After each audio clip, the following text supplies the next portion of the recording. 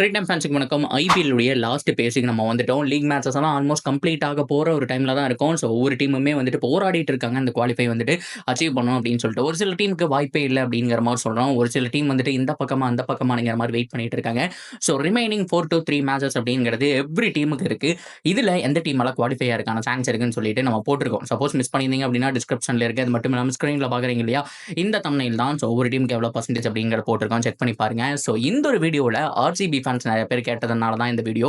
So அதாவது இந்த வருஷம் இன்கேஸ் குவாலிஃபை ஆகலை அப்படின்னா என்ன மாதிரியான மாற்றங்கள் பண்ணணும், இந்த சீசன்ல எதை அவங்க தவற விட்டாங்க, அடுத்த சீசன்ல ரீடைன் ரிலீஸ் பிளேயர்ஸோட லிஸ்ட் எப்படி இருக்கும், ஸோ அதை தாண்டி இந்த சீசன்ல மிகப்பெரிய மைனஸா என்ன பாக்குறீங்க அப்படிங்கிற மாதிரி நிறைய கேட்டிருந்தாங்க. ஸோ இந்த ஒரு வீடியோவில் கம்ப்ளீட்டாக அதை பற்றி பார்த்து தெரிஞ்சுக்கலாம். அதுக்கு முன்னாடி ஃபர்ஸ்ட் டைம் சேனல் பண்ணீங்கன்னா மறக்காம சப்ஸ்கிரைப் பண்ணி சப்போர்ட் பண்ணுங்க. அப்போ அப்டேட் எல்லாமே எங்களை வந்து சேரும். சரி வாங்க வீடியோக்குள்ள போகலாம்.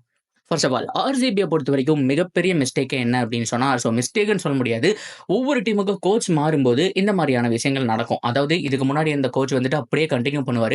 இப்போ ஆண்டி ஃபிளார் உள்ள வந்ததுக்கப்புறம் என்ன ஆச்சு அப்படின்னா ஸ்குவாட் மேக்கிங்க்கு லேட் ஆயிடுச்சு. மிகப்பெரிய மைனஸ் இந்த ஒரு பாயிண்ட் அப்படிங்கிறத நான் சொல்லுவேன். ஸோ நீங்கள் வில் ஜாக்ஸ் எல்லாம் ஒரு தரமான பிளேயரை வந்துட்டு இனிஷியல் ஸ்டேஜ்லேயே கொண்டு வந்திருக்கணும். முதல் 2 மேட்ச் 3 மேட்ச் ஃபெயிலியர் ஆகும்போதே அந்த மனுஷன் உள்ள வந்திருக்கணும்.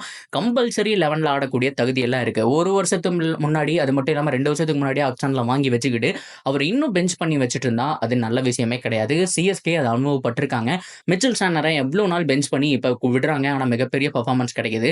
ஆனா இதே வேலையை சீசன் ஸ்டார்டிங்ல இருந்து பண்ணியிருந்தா சென்னை சூப்பர் கிங்ஸ் டேபிள் டாப்பரா இருந்திருப்பாங்க. ஸோ ஆர்சிபியும் அந்த ஒரு மிஸ்டேக் தான் பண்ணியிருக்காங்க. ஸோ இந்த மாதிரி நீங்க வில் ஜாக்ஸை யாருக்காகவும் சாக்ரிஃபைஸ் பண்ண முடியாது.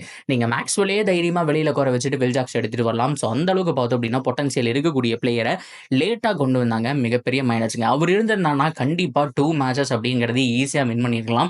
ஸோ கிட்டத்தட்ட ஒரு 6 மேட்ச்லயே 3 இல்லைன்னா 4 வின் பண்ற மாதிரி ஆர்சிபி வந்திருக்கும். ஸோ அதுதான் மிகப்பெரிய மைனஸ் அப்படிங்கிற மாதிரி சொல்லுவேன். அதுக்கப்புறம் அவர் எடுத்த மேட்ச்ல நீங்க பாத்தீங்கன்னா கூட வெறும் 1 ரன் வித்தியாசத்துல தோப்பாங்க கேகேஆர் கூட. அதுதான் மிகப்பெரிய திருப்பு முனையா இருக்கும். இன்கேஸ் ஆர்சிபி இருக்கக்கூடிய எல்லா மேட்சும் வின் பண்ணி குவாலிஃபை ஆகாம போனாங்க அப்படின்னா அந்த ஒரு மேட்ச் தான் இடையூறா வந்து நிற்கும். அந்த மேட்ச் வின் பண்ணி இருந்தா குவாலிஃபை ஆயிருக்கலாம், வந்து நிற்கும் அப்படின்னு கேட்டீங்கன்னா அதுக்கு காரணம் வில் ஜாக்ஸ் தான். அவ்வளோ அதிரடியா ஆன பிளேயரை இவ்வளோ நாள் எடுக்காம போயிட்டாங்க. அந்த ஸ்குவாட் மேக்கிங்ல மிகப்பெரிய மிஸ்டேக் நடந்தது. ஸோ அதுதான் இந்த ஒரு ஆர்சிபி டீமுடைய மிகப்பெரிய மிஸ்டேக். இதை தாண்டி பவுலிங் யூனிட் மேலே கண்டிப்பாக நம்ம பழி போட்டே ஆகணும்.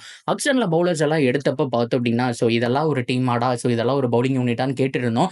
அப்போவே ஆர்சிபி ஃபேன்ஸ் அதெல்லாம் நல்லா போடுவாங்க அப்படிங்கிற மாதிரி நம்ம சொல்லி சமாளிச்சுட்டு இருந்தா கூட உண்மையாலுமே மொக்கையாக தான் போச்சு. அல்ஷாடி ஜோசப்புக்கு வாய்ப்பு கொடுத்து பார்த்தாங்க, பெருசாக கிடையாது. ரீஸ் டாப்லி வந்தார், ஃபெர்குசன் வந்தார், எல்லார் மேலேயுமே வந்துட்டு ப்ரைஸ் பண்ணி நல்லா பண்ணுவாங்க எக்ஸ்பெக்ட் பண்ணிட்டு இருந்தோம். பட் இருந்தாலும் ஃபைனலாக போங்கடா, எனக்கு ஃபாரின் ஃபாஸ்ட் பவுலரே வேணாம், நாங்கள் இந்தியன் லைனாக போட போய்கிறோங்கிற மாதிரி இப்போ சிராஜ், வைசாக் விஜயகுமார், ஸோ அது மட்டும் இல்லாமல் பார்த்தோம் அப்படின்னா இன்னொரு பவுலரோட தான் போயிட்டு இருக்காங்களே தவிர ஸோ பெரிய ஸ்பின் யூனிட் அப்படிங்கிறது வந்துட்டு அவங்க கிட்ட இருக்கா அப்படின்னு கேட்டிங்கன்னா ஸ்வப்னல் சிங் அப்படிங்கிற ஒரு பவுலரையும் இப்போ தான் கொண்டு வந்திருக்காங்க. ஸோ ஸ்பின் யூனிட்டை இப்போ ரெடி பண்ணிட்டாங்க. ஆனால் ஃபாஸ்ட் பவுலிங் யூனிட்ல ஒரு ஃபாஸ்ட் பவுலர் குறையிறாரு, ஃபாரின் ஃபாஸ்ட் பவுலர் குறையிறாரு. ஸோ இந்த மாதிரியான மாற்றங்கள் மிகப்பெரிய இடத்தை ஃபில் பண்ணியிருக்குன்னு சொன்னோம். ஒரு நச்சுன்னு போடக்கூடிய ஒரு ஹேசல்வுட் மாதிரி ஒரு பிளேயர் இருந்திருந்தாரு அப்படின்னா இவ்வளோ பெரிய மிஸ்டேக் அப்படிங்கிறது நடந்திருக்காரு. ஸோ அந்த இடத்துல கண்டிப்பாக ஒரு பிரைம் ஃபாஸ்ட் பவுலரை மிஸ் பண்ணுறோம், ஃபாரின் ஃபாஸ்ட் பவுலரை மிஸ் பண்ணுறாங்க அப்படிங்கிறது தான் ஆர்சிபியோட செகண்டரி.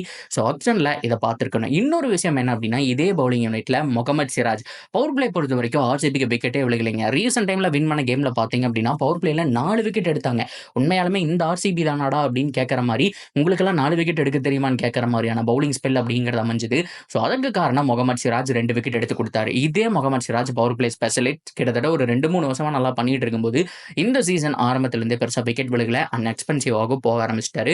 ஸோ கிட்டத்தட்ட 2வது மிஸ்டேக்ல பார்த்தோம் அப்படின்னா சிராஜ் வருவார். ஸோ மற்றபடி இந்த டீம் வந்துட்டு பக்காவான டீம். ஆனால் பேட்டிங் யூனிட் செமையா இருக்கு, பவுலிங் யூனிட் மொக்கையா இருக்கு. ஸோ அதை தாண்டி லேட் பிக்கப் அப்படிங்கிறது தான் இந்த ஒரு மொத்த ஆர்சிபி மேலேயும் நம்ம பழி போட முடியும். சரி, okay, retain and release players பற்றி பேசுவோம். இது பேசுறதுக்கு முன்னாடி ஐபிஎல்ல 10 டீம் இருக்காங்க இல்லையா, 8 டீம் என்ன வந்துட்டு லிஸ்ட் கொடுத்துருக்காங்க அப்படின்னா தயவு செஞ்சு இந்த 4 பிளேயர் வந்துட்டு ரீடைன் பண்ற மாதிரி வேண்டாம், எங்களுக்கு 8 பிளேயர் வந்துட்டு ரீடைன் பண்ற மாதிரி பண்ணி கொடுங்கன்னு சொல்லியிருக்காங்க.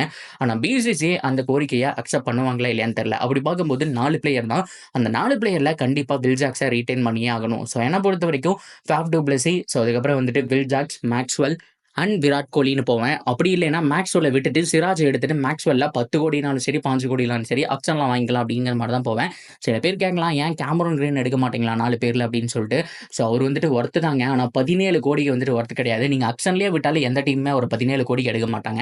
இப்ப இருக்கிற ஃபார்ம வச்சு பார்த்தோம் அப்படின்னா, அடுத்த வருஷம் ஃபுல்லா செஞ்சுரியாவே அடிச்சாலும் 10 கோடிக்குள்ள தான் போவாரு அப்படிங்கிறது வந்துட்டு என்னுடைய கருத்து. ஸோ தாராளமா கிரீன் மாரியான பிளேயர்லாம் ரிலீஸ் பண்ணிட்டு வேணா ஆக்ஷன்ல எடுத்துக்கலாம். 8 பிளேயர் ரீட்டெயின் பண்ணலாம்னு சொல்லிட்டாங்கன்னா பிரச்சனையே கிடையாது.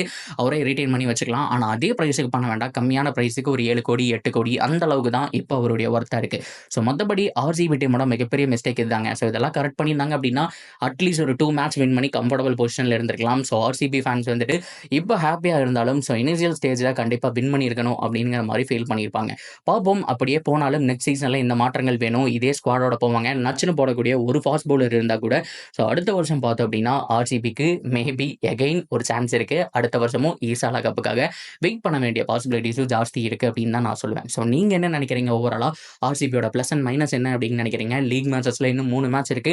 ஜெயிச்சு உள்ள போகக்கூடிய அந்த ஒரு மிராக்கிள் நடக்கிறதுக்கான சான்ஸ் இருக்கா? என்ன ஏது அப்படிங்கிற கம்ப்ளீட் டீடைல் வந்துட்டு தாராளமா நீங்க வந்துட்டு கமெண்ட் செக்ஷன்ல ஷேர் பண்ணிக்கலாம். ஸோ அது மட்டும் இல்லாம இந்த மாதிரியான தொடர்ந்து அப்டேட்டுக்கு நம்ம சேனலோட இணைஞ்சிருங்க.